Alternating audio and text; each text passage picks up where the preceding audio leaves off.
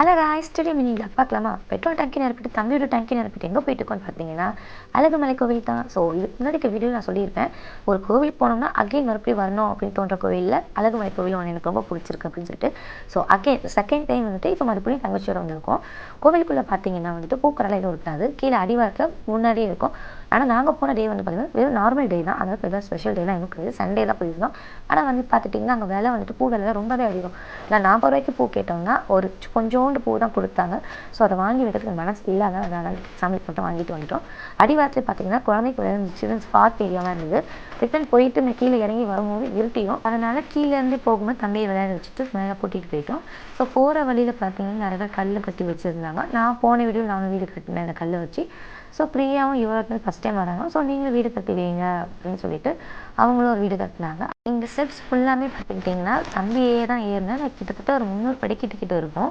ஒரு 10 படிக்கட்டு 20 படிக்கட்டு கொஞ்சம் நேரம் தான் நாங்கள் அவனை தூக்கிட்டு இருந்தோம். மற்றபடி அவன் தான் ஃபுல்லாகவே படிக்கட்டு ஏறினான். ஸோ கோவிலுக்குள்ளே போகும்போது ஃபஸ்ட்டு விளக்கே தேய்ச்சிட்டு போயிடலாம் அப்படின்னு சொல்லிட்டு விளக்கே ஏற்றிட்டு அப்படியே சுற்றி ஒரு வீடியோ நிறுத்தோம். அவ்வளோ பீஸ்ஃபுல்லாக அவ்வளோ அமைதியாக இருந்தது. மேலே நின்று கீழே பார்க்கவும் அந்த லைட்டிங்ஸில் அவ்வளோ அமைதியாக இருந்தது.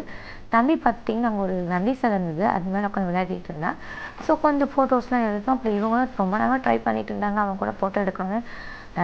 இது இப்போ பாருங்கள் என் ஹஸ்பண்டோட ரியாக்ஷன், இங்கே நிற்கிறது வேஸ்ட், வாங்க போகலாம், ஃபோட்டோ எடுக்க விட மாட்டேன் அப்படின்ட்டு. ஸோ விழுந்தெல்லாம் கும்பிட்டுட்டு நான் வந்துட்டு கொடி மரத்துக்கு இந்த சைடு விழுந்தா, என் தங்கச்சி கொடி மரத்துக்கு முன்னாடி விழுந்தா.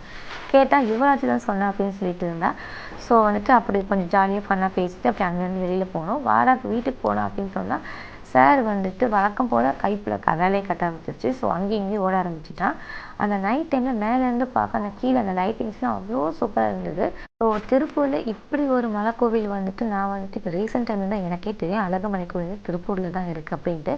ஏன்னா நாங்கள் அடிக்கடி எங்கே போவோம்னா ஒன்றா சென்னிமலை கோவில் போவோம், இல்லைனா வந்துட்டு சிவன் மலை அந்த மாதிரி கோவில் தான் போவோம். ஆனால் வந்துட்டு திருப்பூரில் நம்ம வீட்டு பக்கத்துலேயே வந்துட்டு இந்த அளவுக்கு கோவில் இருக்கா அப்படின்னு நினச்சி பிரமிச்சத அந்த அழகுமலை கோவில். ஸோ அகைன் தேர்ட் டைமும் வருவோம் அப்படின்னு நினச்சிட்டு அங்கேருந்து சாமி கும்பிட்டுட்டு வந்தாச்சு. வர வரி ஃபுல்லாக நாங்கள் தேடிட்டு வந்து ஸ்நாக்ஸ் கடை இந்த மாதிரி இருந்தால் கடைங்க சாப்பிடலாங்க. ஆனால் எல்லா இடத்துலையும் ரொம்பவே க்ரௌடாக இருந்தது, தண்ணியை வச்சு ரொம்ப நிற்க முடியும் அப்படின்ட்டு.